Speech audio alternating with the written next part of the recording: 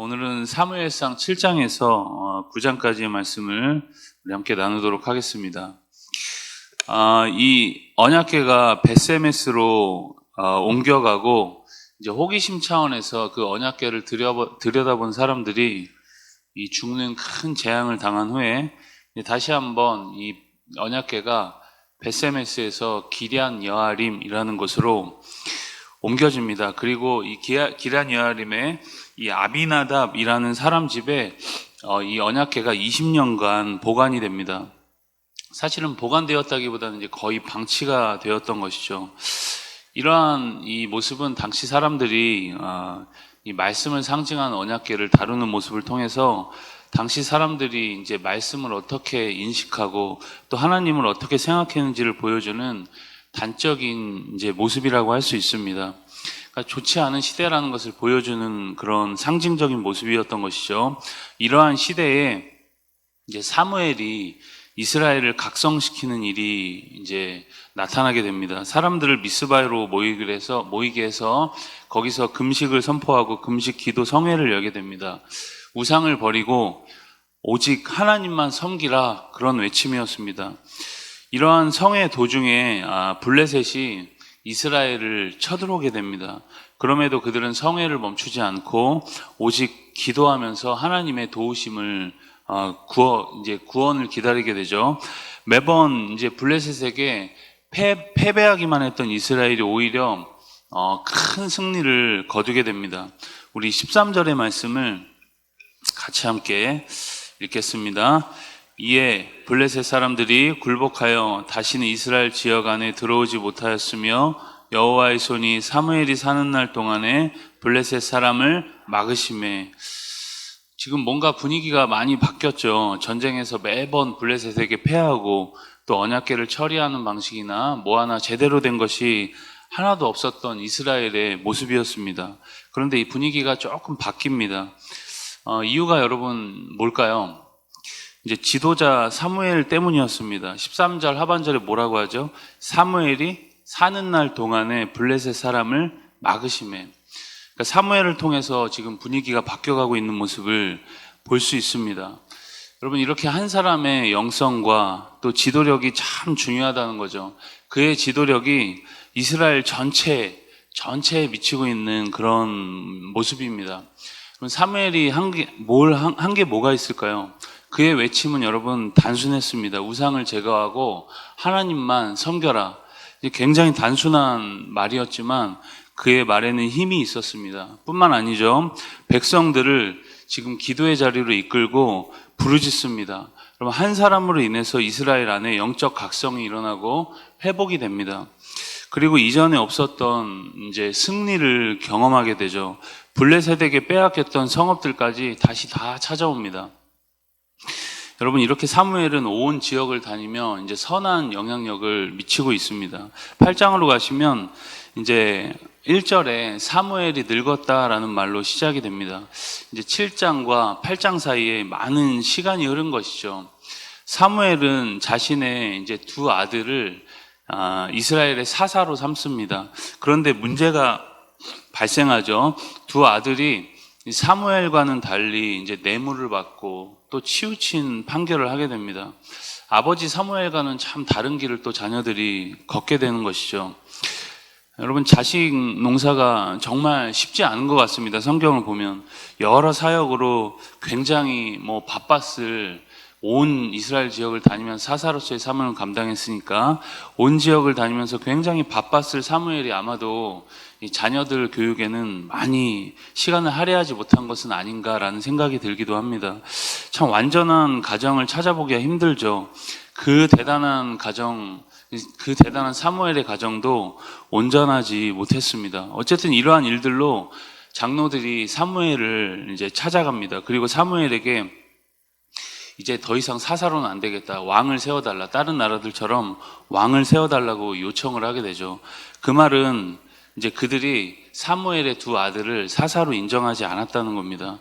이제는 제도적으로 우리도 왕을 만들어 보자는 그런 요청이었던 것입니다. 그런데 사무엘이 이것을 기뻐하지 않죠. 그렇지만 하나님께 기도합니다.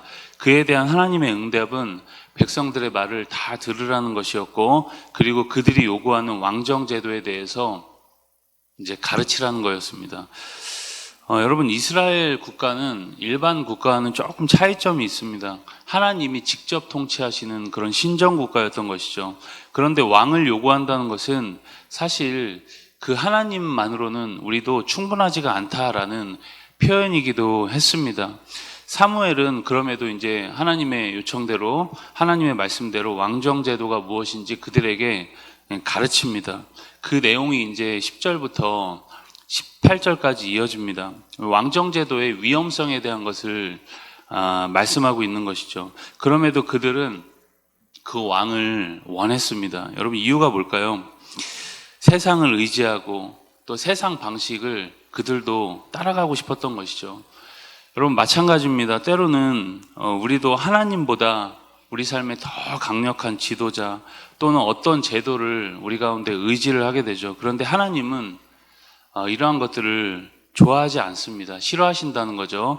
여러분, 제도 자체가 나쁜 것은 아니지만, 당연히 그리고 그런 제도가 필요한 것이지만, 우리는 제도를 이용하는 것이지 그 제도를 신봉해서는 안 된다는 겁니다. 강력한 어떤 정치 지도자, 뭔가 다른 대통령, 내가 지지하는 정당의 제도나 정치인들을 그래서 우리가 무비판적으로 신봉하는 것은 하나님이 원하시는 것이 절대 아닙니다. 여러분, 우리가 그들을 인정하되 우리가 바라보는 것은 여러분 하나님이라는 것이죠. 그때나 지금이나 여러분 하나님의 마음은 동일합니다. 우리가 여러분 이러한 시대일수록 하나님을 우리가 더 의지하면서 그들을 인정하되 우리가 하나님께만 소망을 두는 오늘이 다 될 수 있길 축복합니다. 우리 9장으로 가시면 이제 9장에서는 장면이 조금 바뀌죠. 이제 왕정 제도를 하나님이 제한적으로 허용을 하시고, 그리고 이제 사울에 대한 이야기가 9장에서 나옵니다. 사울의 아버지인 기스가 이제 자신이 키우던 암나기들을 잃어버리고, 기스는 이제 아들 사울을 보내서 그 암나기들을 찾아오게 합니다. 이 일로 인해서 사울과 이제 사무엘이 직접적으로 만나는 일이 벌어지게 됩니다. 암나기를 찾지 못하고 헤매던 사울이 이제 그만 포기하려고 집으로 돌아가려고 합니다. 그런데 이제 함께했던 사환이 그것을 만류하고 나귀를 찾기 위해서 이제 선지자 사무엘을 이제 만나러 가도록 요청합니다. 그들은 사무엘이 있는 성읍으로 발걸음을 재촉하게 되죠. 사울 일행은 이제 길에서 만난 소녀들에게 선견자가 여기 있느냐라고 질문합니다. 그런데 소녀들이 이제 묻지 않은 것까지 세세하게 이야기하면서 지금 올라가면 하나님의 사람을 만날 수 있다라고 그렇게 알려줍니다. 사무엘은 이미 하나님을 통해서 이 사울이 올 것을 다 알고 있었습니다. 하나님은 그에게 기름 부어서 그를 왕으로 삼으라고 말씀하시죠.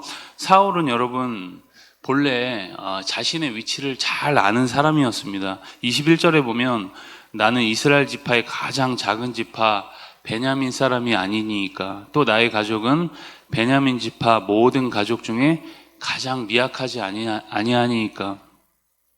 여러분, 하나님은 이런 겸손한 사울을 택하십니다. 그리고 이스라엘의 일대 왕으로 삼으시죠. 사울은 원래 순종하는 사람이었고 남의 말을 들을 줄 아는 사람이었고 또 겸손하기까지 했습니다. 사울이 여러분 그와 같은 마음을 잃지 않고 계속 추후에 왕으로서의 사명을 잘 감당했다면 그의 왕권은 다윗처럼 더 견고해졌겠죠. 그런데 그는 나중에 버림받는 왕이 됩니다. 우리가 나중에 이 말씀들도 나누겠지만 사람이 이제 바뀐 거죠.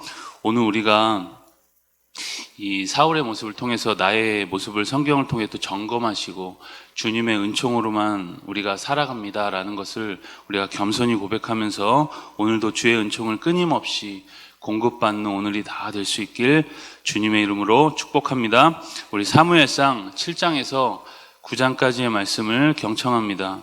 주의 말씀은 내 발의 등이요 내 길의 빛이니이다. 아멘.